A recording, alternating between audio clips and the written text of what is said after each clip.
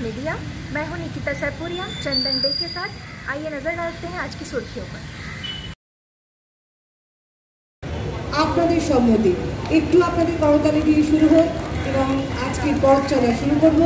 শুধু আপনার জোরে হাততালি আমাদের উদ্বোধনের সময় শুরু করছি আমাদের অনুষ্ঠান। বলো কলকাতা টিভি পরিবারের সঙ্গে সঙ্গে আজ মাল্যদান করা হবে বলো কলকাতা টিভি পরিবারের তরফ থেকে নেতাজি সুভাষচন্দ্র বসুর গলায়। আমাদের এখন আমরা মাল্যদান করছি আমাদের বিশেষ জাতীয় সঙ্গীত। বন্ধু চলে আসুন, আপনার প্রণাম জানাচ্ছি।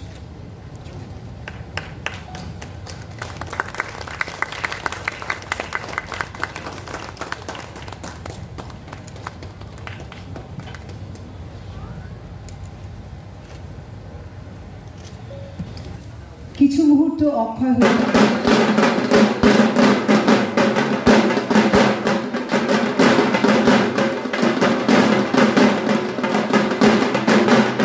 নেই।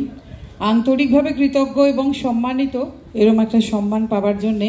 আসলে কি বলুন তো, এই সম্মানগুলো যখন দেওয়া হয় তখন এটা মনে হয় যে যেই কাজটা করি সেটা তো খুব স্রোতের বিপরীতের কাজ, কিন্তু মনে হয় যে আমাদের এই আন্দোলনটা, আমাদের এই কাজটা অল্প অল্প করে হলেও মানুষের স্বীকৃতি পাচ্ছে।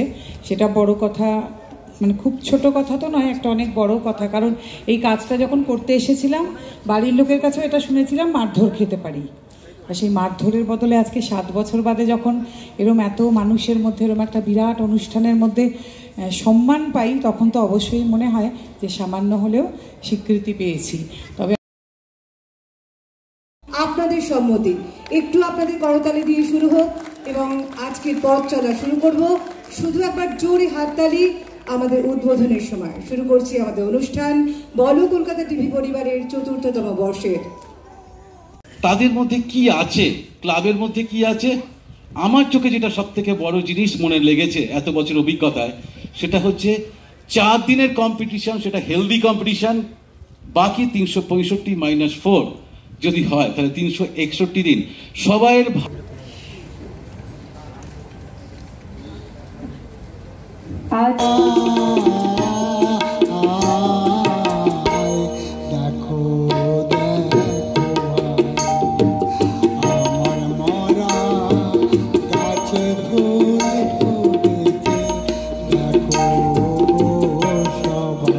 হ্যাঁ ম্যাম, আজকে যে প্রোগ্রামে এসছেন কীরকম লাগছে আর কি বলতে চান? খুব ভালো লাগছে, কারণ এত বড় অনুষ্ঠান, এই অনুষ্ঠানের পেছনে তো অনেকের পরিশ্রম, ব্যবসায় অনেক সময়ও লাগে। এরকম ধরনের অনুষ্ঠান করতে অর্থও অনেক লাগে।